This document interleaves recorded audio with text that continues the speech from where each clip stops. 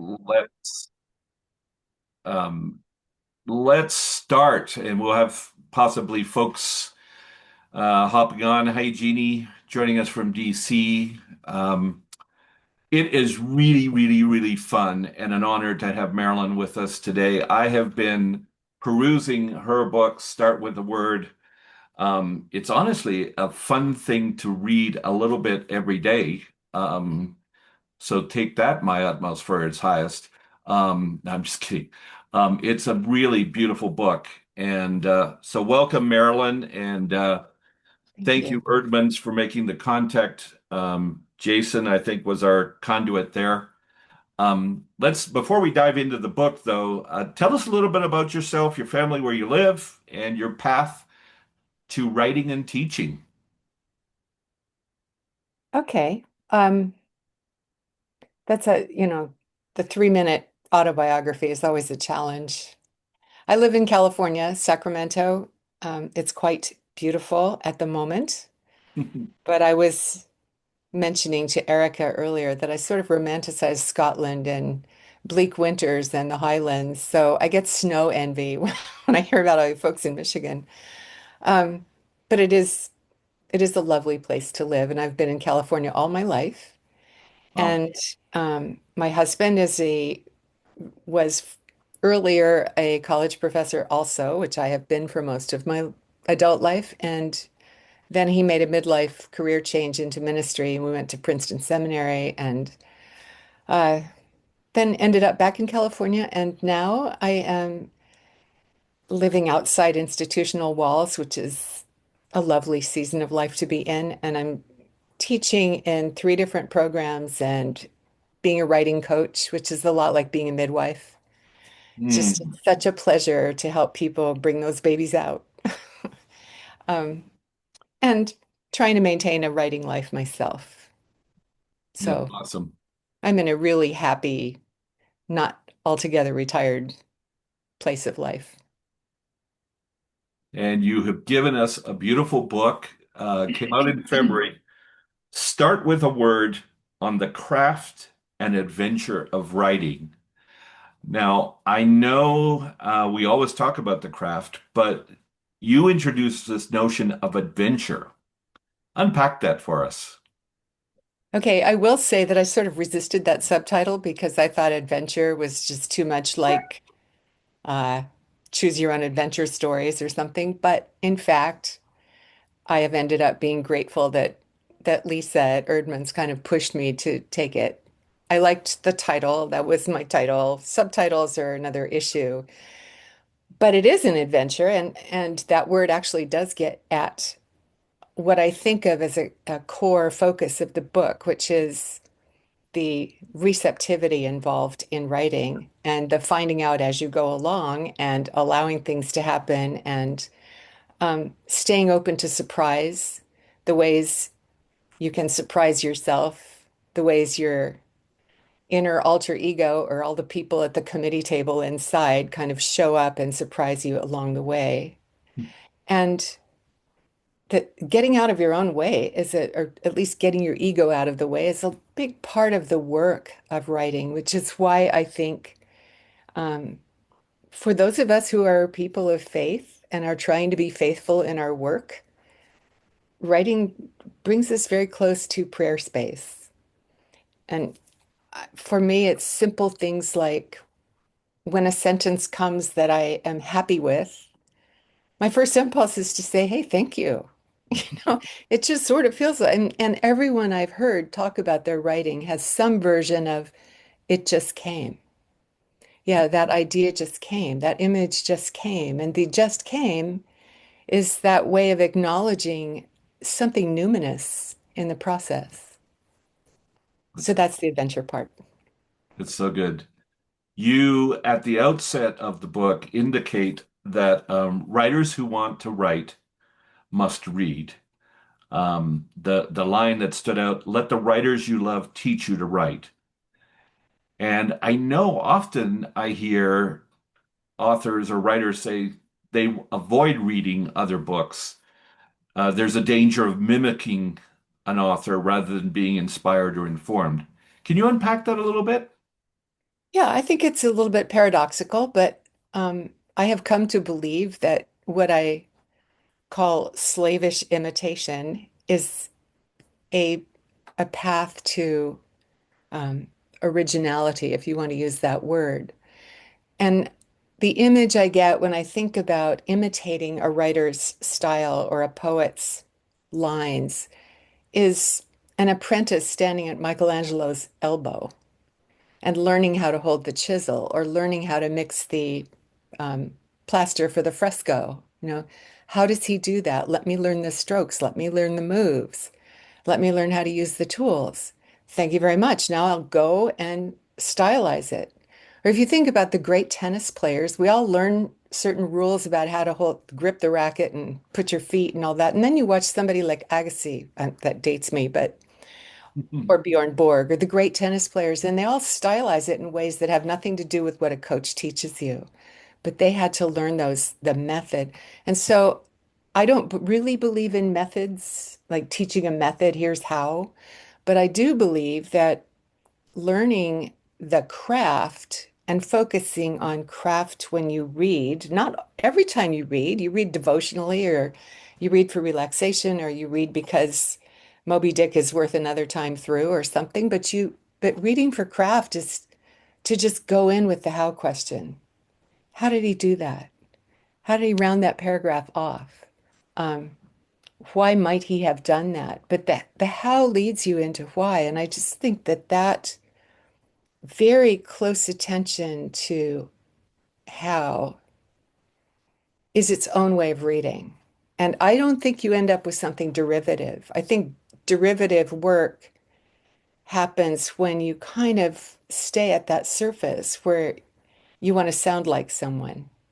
But the deep imitation is a kind of faithfulness to the friendship you can have with other minds. Mm, mm. Yeah, I think oftentimes when I read a writer, I will say to them, you remind me of, or you're like, but they still retain their fresh original voice, don't they? Yeah. This probably dates me too, but I bet a lot of us learned handwriting with that Palmer method, where it's up on the board in third or fourth grade, and you learn how to make the letters. And Hmm. nobody ends up with that, Yeah. but copying those letters is a really important part of the work. You say that writing is receptive. The title of your book, Start with a Word. Share a little bit more about what does receptivity mean to a writer? Well, the instruction to start with a word came to me when I was sitting with a particular student. I remember I loved this kid. He was a freshman.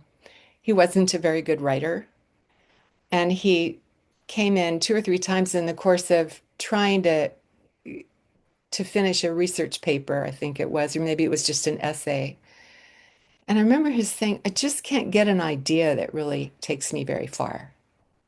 And I remember saying, don't start with an idea. Start with a word. Start a sentence with although and see where it takes you. And just had him do that.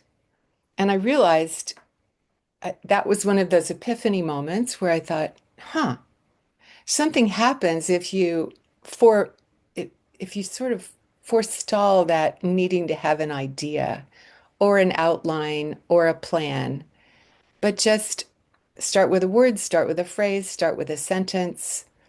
And it's just amazing to me over and over again how magical it is when people just get a tiny prompt.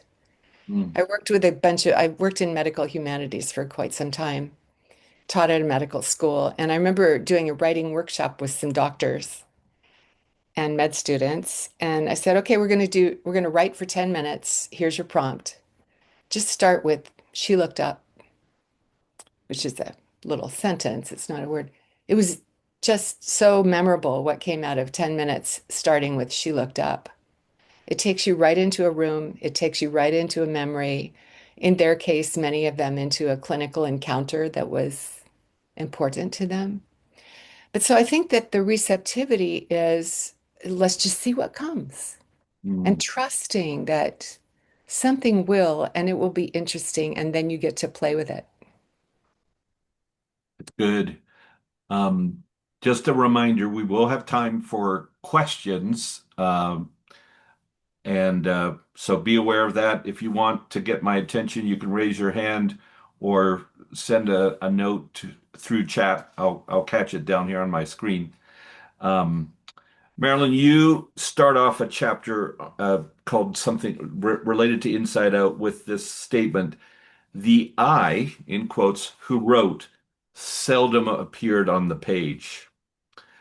That's, as I said, on the chapter on writing from the inside out. Why and how? Oh, because I don't think I'm the only person in the room who has a lot of filters going on inside. And I think it's important to remember that the narrator is also a persona, that we create our narrators. Even if we're writing personal essays, nonfiction, that the I who speaks on the page is somehow a dimension of ourselves that emerges as the writer. But Mm, there's also the inner critic, and there's also the inner child, and all of those archetypes that inhabit us. And so I think noticing what your narrator does is kind of interesting. I have told a number of people in workshops, and probably some of the people here, that um, I finally decided to give my alter ego a name. And I actually wrote under a pseudonym, which was her name, a couple of times because I was writing sensitive things for a local publication, and I just felt like I wanted to do that and got permission. But anyway, one of the women in there is Kate, and I really like her, and she's smarter and funnier than I am. And every once in a while she appears, and I'm grateful for her, but I'm not Kate. She's in there. So I think the I is really psychologically fascinating. I did a workshop recently called What Your Narrator Knows. And I asked people, what do you think your narrator knows that you don't?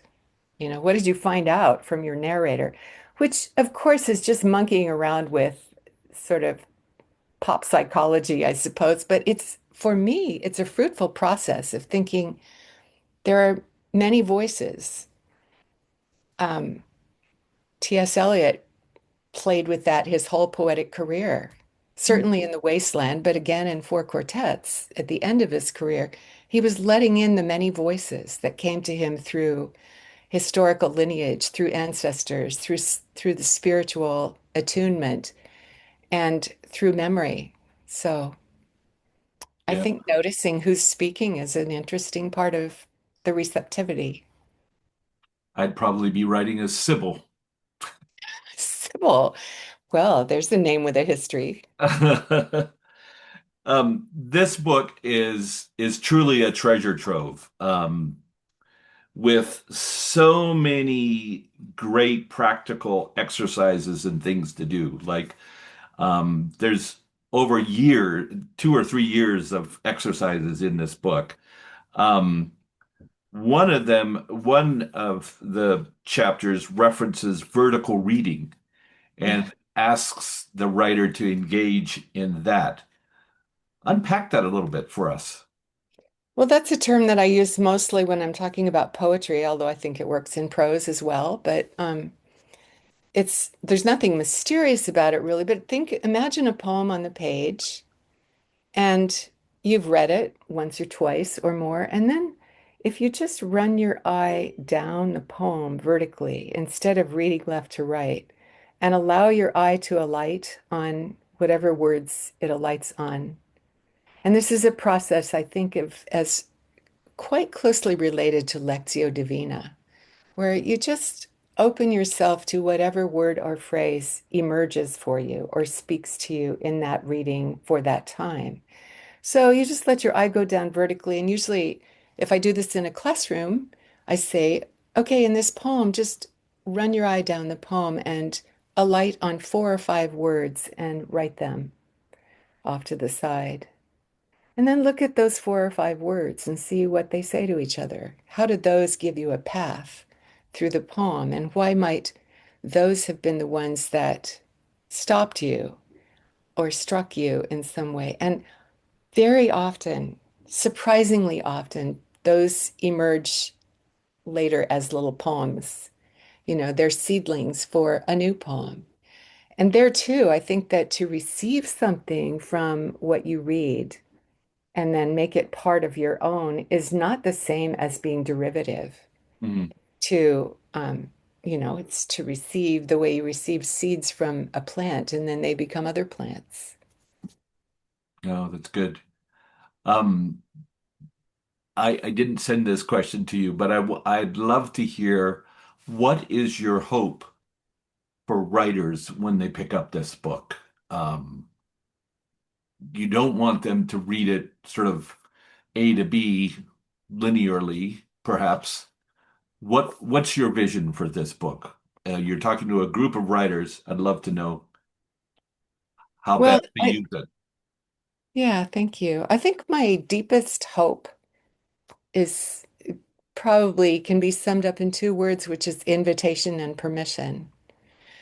I did a course years ago called Contemplative Reading, where a lot of the conversation was about reading receptively. And we started the course with Lectio Divina and then imported that into a broader range of reading practices.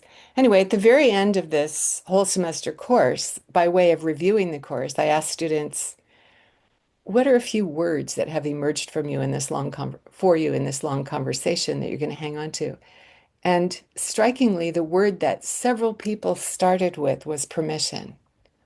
Mm, That I had to give myself permission. I had to receive permission to read this way, to play with the sometimes sacred texts in the way that we were given permission to do, um, permission to change my focus, my intentions.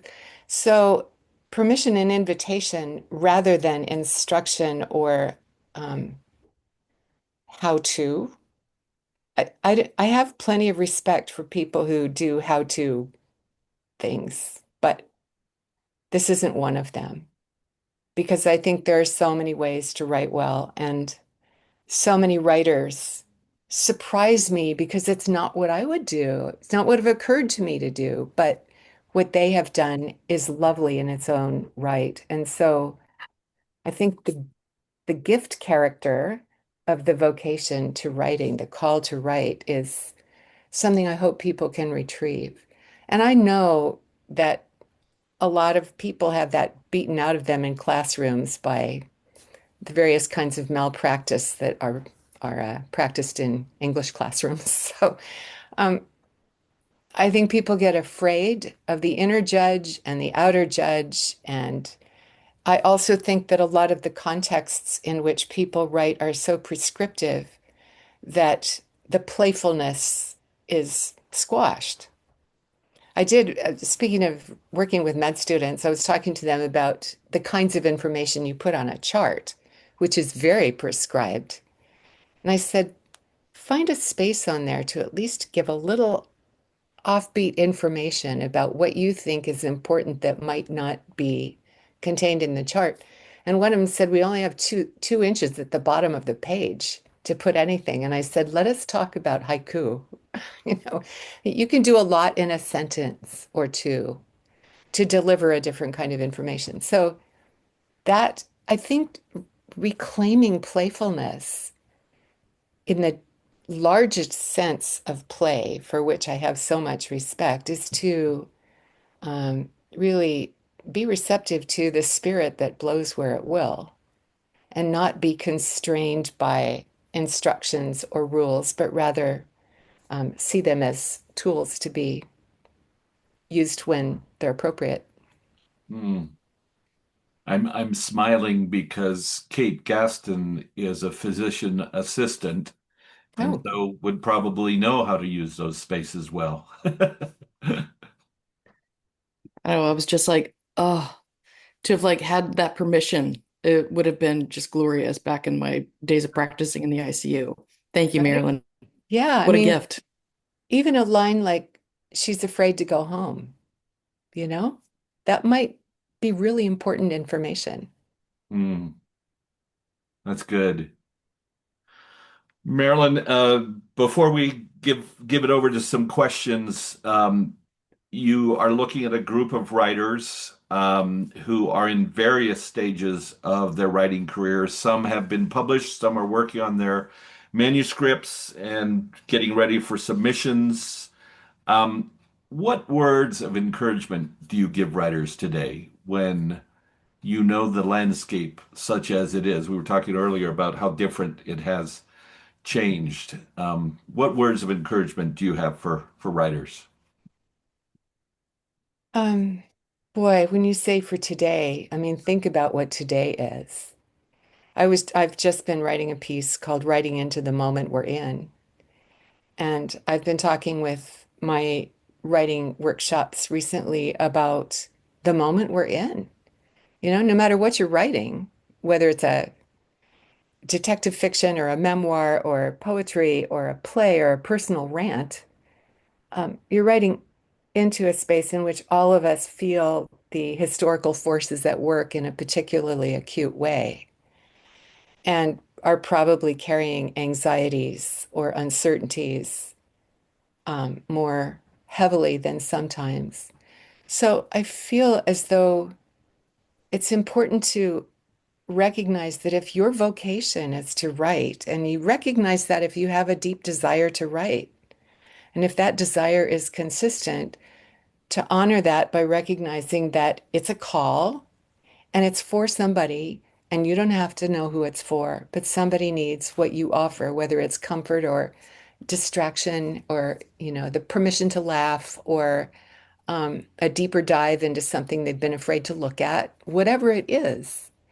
And so, not to trivialize your own work or to assume that somehow it's not important because the times are so, um, there's such enormity going on. And how can I write cozy fiction when there's a war going on in Iran? But it's always been like that. We write into those spaces. Mm, And I think we can write compassionately. We can help people dig a little deeper for hope. Um, and maybe just offer some relief from political discourse. I I know Hemingway takes a beating, but I really like a lot that he said, including write true one true sentence, the truest sentence that you know. And so to offer truth that's recognizable and resonant in a context in which so many lies are being propagated day after day, lies or half-truths or invective, to just retrieve a gentle and clear space where you say that one true thing is already a public service. So I guess what I want to say is honor your work and work in a place of gratitude and delight and trust for something and for someone, and you don't have to know who or what. so good. JR had to hop off, but he has several questions here, and he has written a book about the art of questions. His question, have your questions ready if you have one after this one. JR asks, what do you know now that you wish you knew when you started writing? Most of what I just said, I don't think I knew a lot of it when I started writing. You know, I had a therapist one time who said, "Were you a good girl when you were growing up?" And I said, "Yeah." And he said, "Oh, I'm sorry." So I think it probably comes with maturity at some stage for most of us, but the that permission to play I was talking about, I needed to grow into that. I needed to know that I could I could color outside the lines a little bit. I could play around with what I did. I could speak in my own voice. I didn't have to be, I have a lot of respect for obedience in the sense of deep listening. Mm. but I was a little bit too obedient. And maybe that's why I think it's really important to give something that's at least a complement to the instructions or the how-tos. Yes. Joy Moore, you have a question. Go ahead with it, please.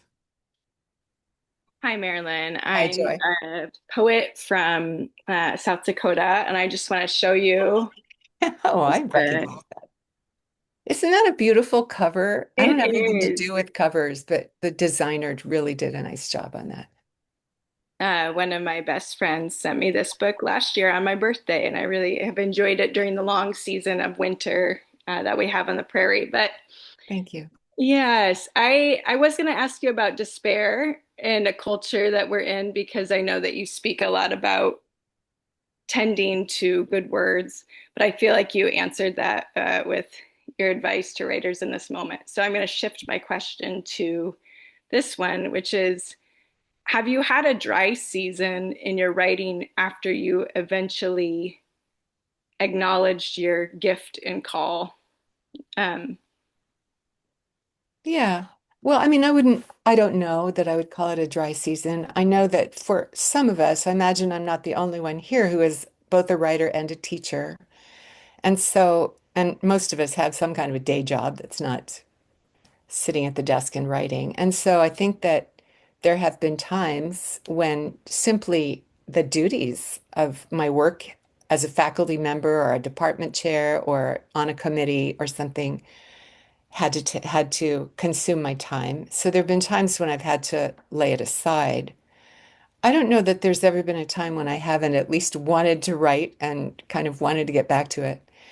And one of the best pieces of advice I got at the end of graduate school, a couple of months before I walked out of there with my PhD, my beloved mentor called me into his office and he said, I just want to give you a little vision for what you're walking into. You have a job waiting for you. You're going into academic life.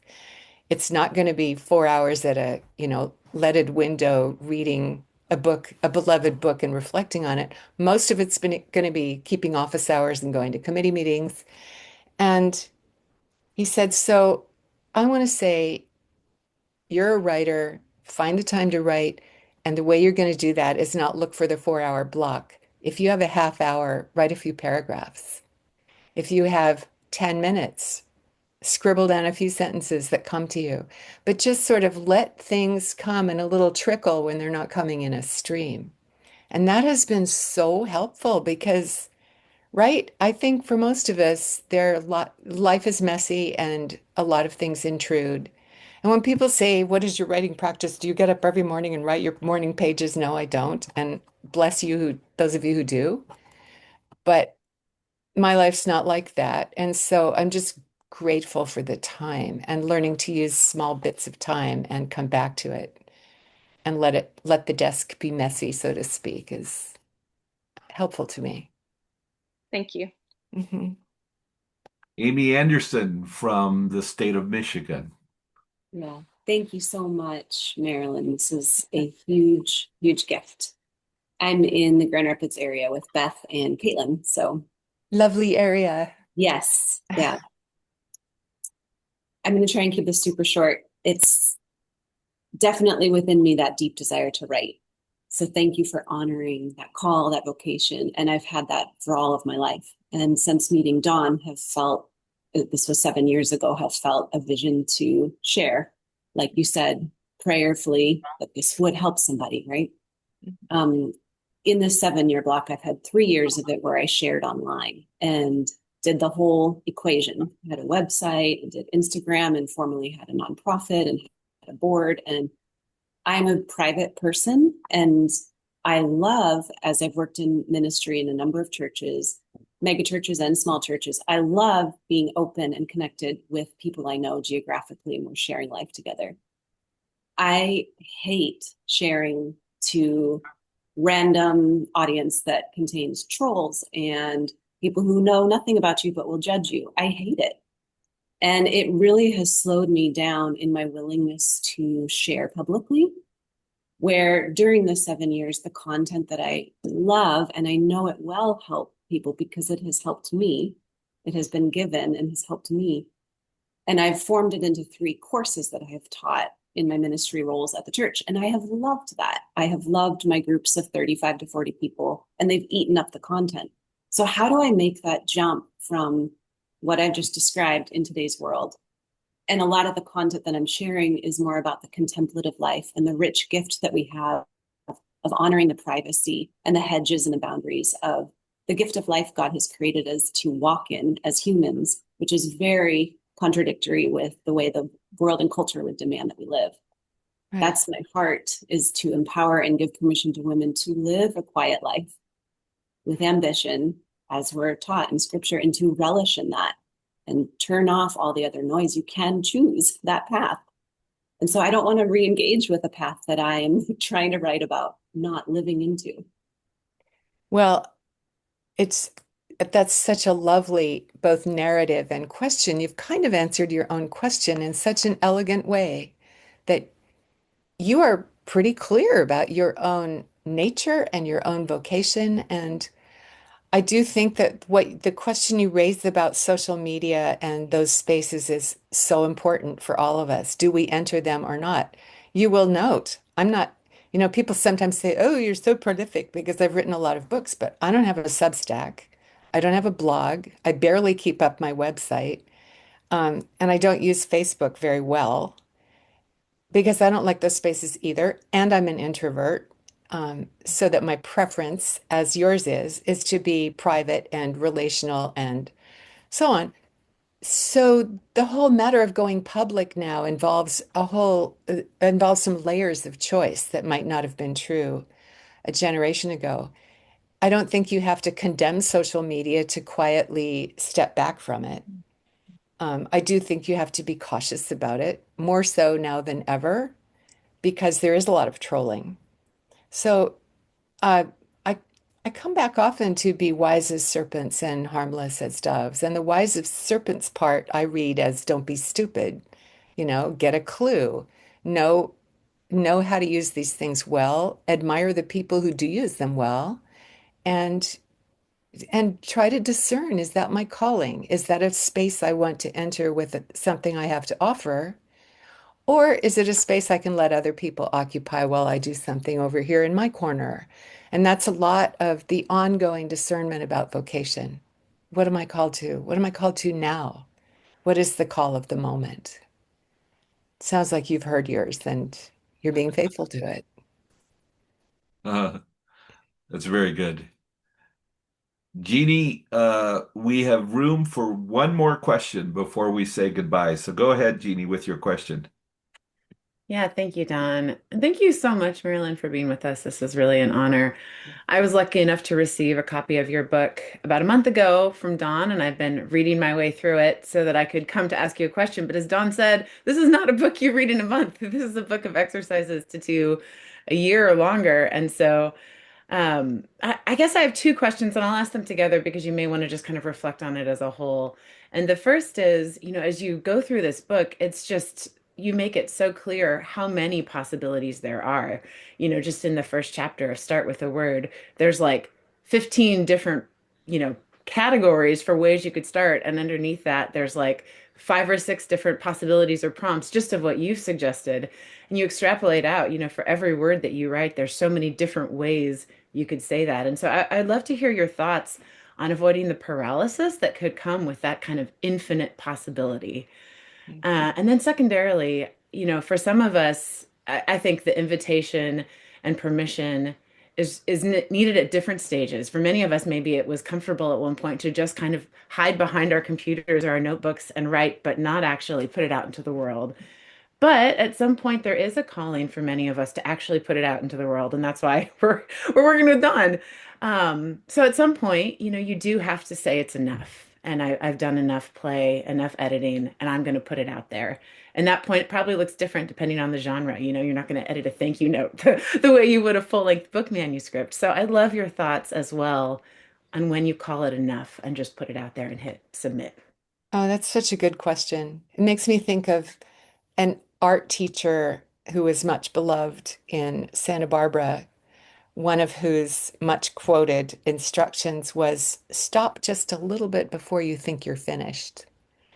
Um, which is to say, you're always stopping short of something. So that too has this element of receptivity in it. Notice when something has come to its fullness. Don't you love that biblical King James phrase in the fullness of time? It's sort of like it's such a subjective notion of time, but you'll know when you're there. So enough, I think, is can sometimes also be oddly arbitrary. One of my favorite stories about that is that after in the summer when I had was finishing up my PhD, my dissertation, and I had already interviewed and thank God received a job offer. Um, I was dawdling along trying to finish the dissertation and having new ideas and thinking I should rewrite the whole thing, blah, blah. And my advisor restrained me from that. But the woman who worked in the provost's office at the college I was going to go teach at called me one day in July and she said, I know you're not quite done with your dissertation. I'm calling you to tell you exactly how much money you will lose if you come here without your PhD in hand. And you know what? I hung up from that call and thought, whatever I have by the end of July, it will be done. I will call it done. We will be done. And it really helped me. And also sometimes I think that works in small ways too. Like I have an hour to do this. I promised him I would have it there today. So, I'll just whatever I have by 9:30, I'm going to call it complete and polish it off and send it in. You can't do that with everything, but I think you're never completely finished. It's always part of an ongoing conversation. And recognizing that it's a conversation we weren't here for the beginning of, and we won't be here for the end of it. We stepped into the stream. You get what you get. You do what you do in the time that you have. It sort of loosens the sense that there's some cosmic or magical way to be done with anything. And I think the word cover is so deceptive. What are we going to cover in this class? We're not going to cover anything. We're going to kind of take a dive into something, see what we see, share something about it, hope that we get the gift of learning from it and move on. It's kind of where we are. I hope that is sufficient. That's so good, Marilyn. I can't tell you how many times as a publisher I have said to an author, looked them in the eye and said, I'm going to come and pry those fingers open and take Yeah. that manuscript out of your hand because it's ready. You don't need another day or another week. It's ready. Give it up.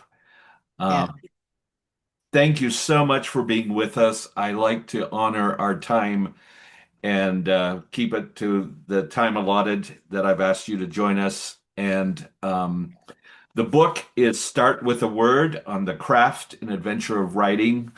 Let's spike Erdman's sales this week for this book. It really is a lovely book. And as Jeannie was saying, it's just so much that you could unpack just with one page. So thank you for joining us today. Very much appreciated. Well, thank you. What a pleasure. Happy writing. Thanks, everyone. Just before you leave, I just wanted to give you an update that next month, April 16th, we are actually going to be joined by four Pape Commons authors who had books published recently. And we're going to kind of spend some time reflecting on what did they learn from their publishing adventure or journey. So that will be next month. We'll have Katie Rose, Rebecca Bloom, Heath Hardesty, and Mark Buchanan joining us. I think that'll be great fun. And then the one other thing that is important, we are a community of commoners. One of our writers is Aaliyah Eels. She lives in the Pacific Northwest, and maybe some of you have interacted with her in a small group setting. Um, she has three daughters, and daughter Madeline, who is 9, has recently gone through, uh, well, her whole family has gone through an ordeal. And I wanted to share from an email I recently got to dear family and friends, because I think we can all support this family in our prayers. She says, please pray for Madeline and for our family. After an MRI on Thursday and a meeting with neurosurgery today, the neurosurgeon strongly recommended a brain surgery for Madeline, 9, as soon as possible. As best as Aaliyah can understand it, her brain has descended into her spinal cord and is severely restricting the spinal cord fluid flow. Because of several challenging circumstances that delayed this diagnosis, Madeline has sustained some neurological damage already. We're incredibly grateful that its extent is limited. With many thanks for your prayers, Aaliyah and Nate, for the family.